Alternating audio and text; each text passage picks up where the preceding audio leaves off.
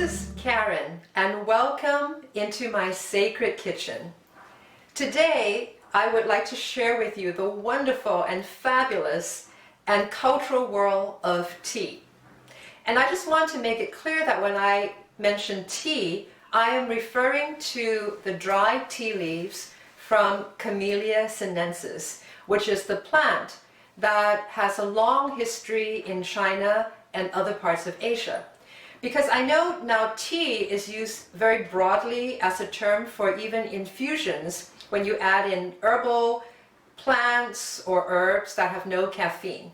So today we're talking about tea and Camellia sinensis, and I will show you the different varietals that are available, how to brew tea properly, and of course we will cover the health benefits and tea's intimate relationship with meditation and Buddhism. These are some of the implements that I use to brew my tea, and it really creates a nice, easy way to turn the tea brewing into a ritual.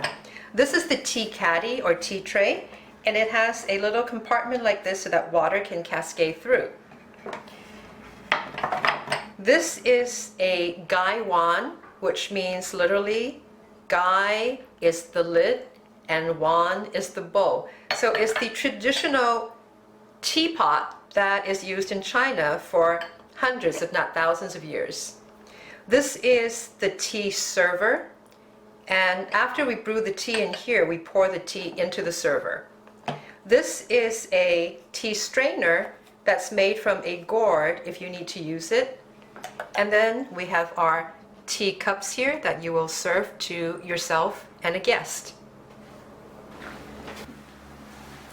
So these are teas that I enjoy drinking on a regular basis, and I want to share them with you. First, we have a white tea from Fujian province in China. This is a classic high-grade Japanese green tea known as gyokuro. This is a Chinese-style green tea, and these two here are oolong teas. This is a little lighter, and it actually has flowers added to it. And this is a dark oolong. The last one here is probably my favorite. It is pu'er tea from Yunnan province in China, and it is fermented and often pressed into a brick like this. Before we brew the tea, it is actually important to prepare the vessels in which the tea will be served, and that means warming it with hot water.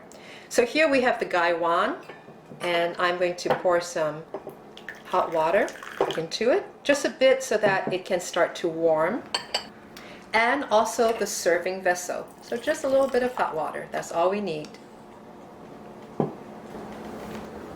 And of course we want to also warm up the tea cups.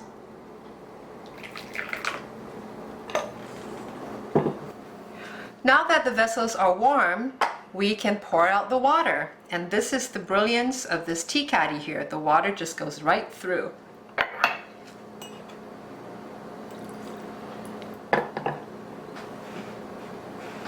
And now all of the vessels are nicely prepared for our tea brewing.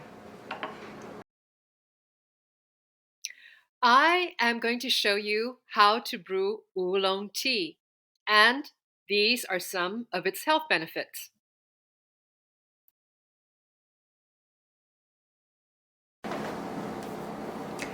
This is the tea that we are going to be brewing. It is a dark roasted oolong. So first we want to put it into the gai wan. And we need to awaken the tea leaves by adding a little hot water. So just enough to cover them. And now we put the cover on and let it steep for just a couple of seconds. Okay, so now we're going to pour out the water that was meant to awaken the tea leaves. Now this is a very important part of the ritual. We want to smell the tea right after it has been awakened. Ah, this is really wonderful. Dark, earthy, and it even has a touch of cinnamon and nutmeg to it. Now we are ready to strain the tea into the serving vessel.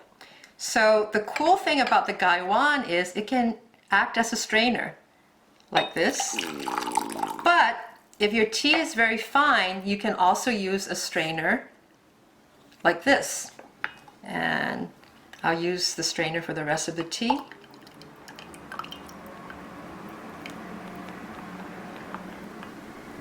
Wonderful. Now, it is important to remove the cover after the first steeping so that the tea doesn't cook in the heat, because high quality teas like this can be steeped many, many times. I want to explain why we want to pour the tea from here into the serving vessel. The reason why is because we don't want to leave any additional hot water in here, which will cause the tea to overbrew. Now we are ready to serve the tea.